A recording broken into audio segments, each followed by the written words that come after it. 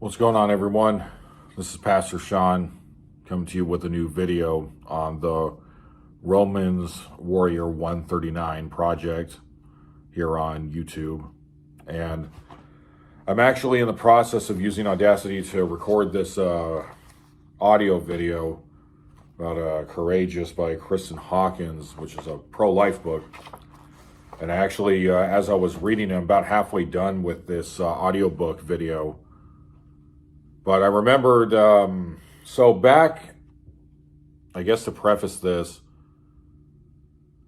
so I guess I just got this memory of this woman that, actually I didn't know her personally. I just worked along with her and I protected her back when I was a security officer at this mental house that I used to work at. And it popped up into memory. This had to have been about 4 years ago at this point. She was young, and I remembered that she was a tech. So what's called a BHT, so a behavioral health technician. So working at this mental asylum for both SMI patients, SI patients, HI, and basically people who are addicts. I remember this woman. I don't remember her name, but I remember that one of my friends was telling me about her, who was a placement planner at the time, and she was telling me about this woman.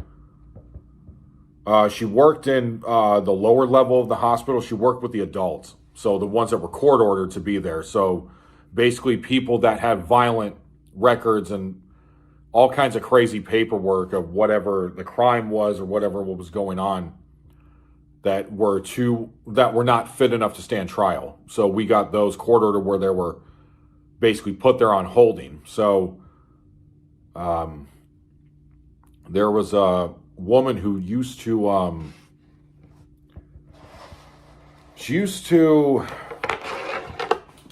kind of pray in the hallway. And I actually thought the first time I saw her, even going up to the last time I saw her, I thought she was a Muslim, because when me and my partner would be patrolling one time, when we saw her, she was like on her face in a prostrate position, and she had a book with her, but I didn't see what the book was.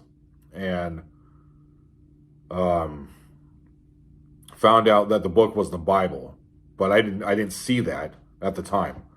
So back in 2021, when we were walking the halls, we saw her on the floor, and this was a pretty normal thing, where she would be outside the ward having her like lunch breaks in prayer. So like on these, I don't know if she was using like a mat or if she's just doing it without a mat. I don't remember, but yeah, I found out later, she was she was a devout Christian who was incredibly pro-life. Like, it sounds like this woman I was just reading about in this book. And I remember she was a soccer player, from what I was told, because I seldom spoke to her. And I think maybe the Lord protected me. Maybe that was a good thing because of what happened later. But, my friend told me that when she was working with her, when the patients would be discharging or transferred or getting arrested, whatever the situation is, she would bring in these pro-life shirts into work, these anti-abortion shirts. She would bring them in and then give them to the patients, give them to the parole officers, the family members that would come visit. Like, she just didn't care about, just because of where we are in culture, that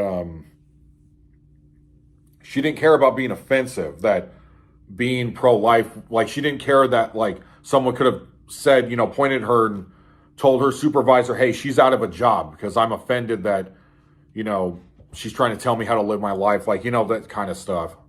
So, but she would bring in these shirts and like pro-life shirts, anti-abortion, stuff like that, and hand them out to people. Even, I think she was saying, even with the people that she was working with,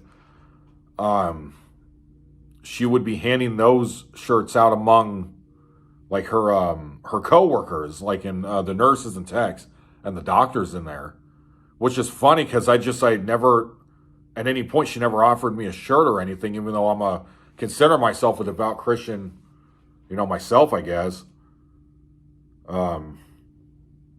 So then found out, because this woman was in deep prayer at work, like every time she was there. I didn't see it sometimes, just maybe because of our like hour differences of when we worked, but there was many a times I'd be walking through the hall on the bottom of the hospital next to all the SMI wards, and she'd be laying down prostrate, like on her face, and like praying.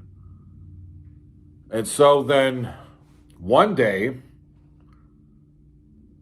this had to have been maybe about 3 or 4 months after she, I don't know if she quit or if she left to go back to college, or I don't remember what the reason was as to why she wasn't there anymore. She had met this man, and this man is now doing, I believe the trial's already done. He's doing life in prison. I don't know if he got the death penalty or not. I don't remember. I don't remember what the law is for this, but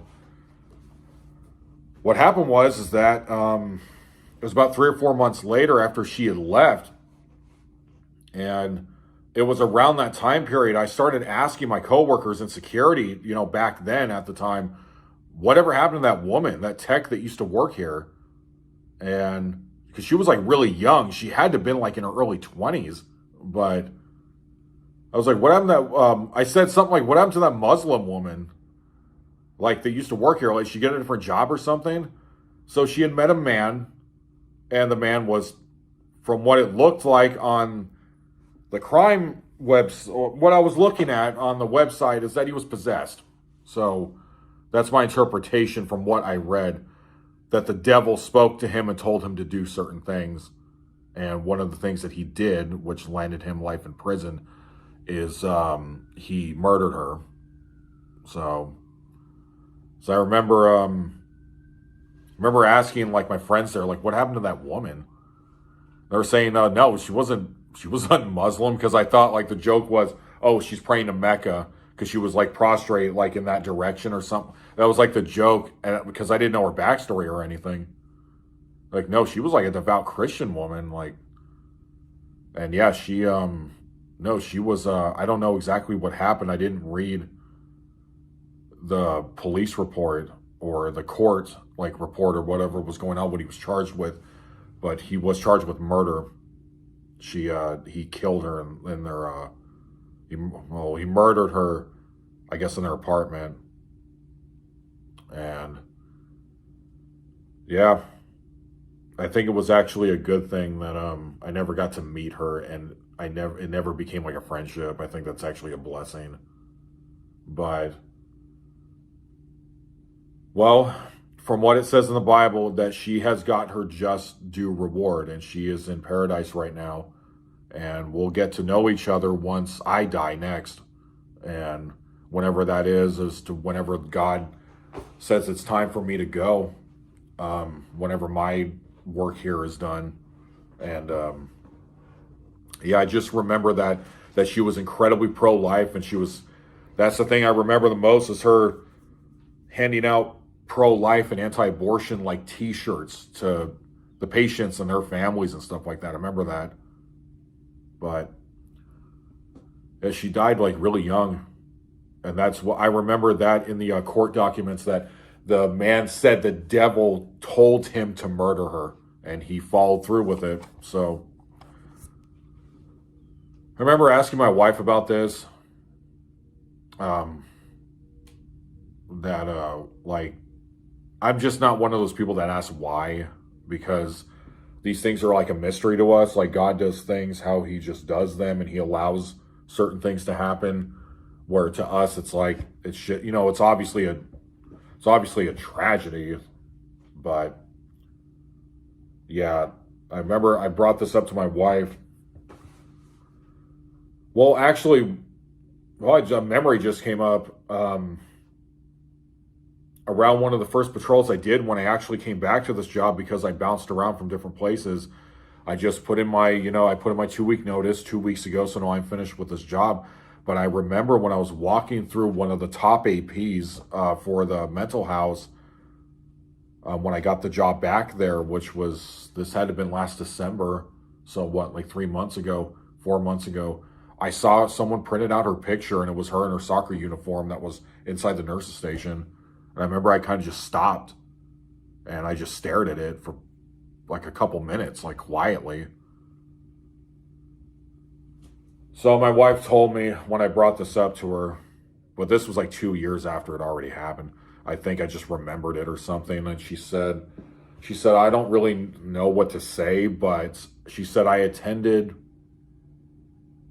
a sermon once at a church. And she said, the pastor said, sometimes there's people that God calls into his elect that are so beautiful in our world that he allows the devil to do what the devil wants and takes them. And she said, that's the only thing I can offer you.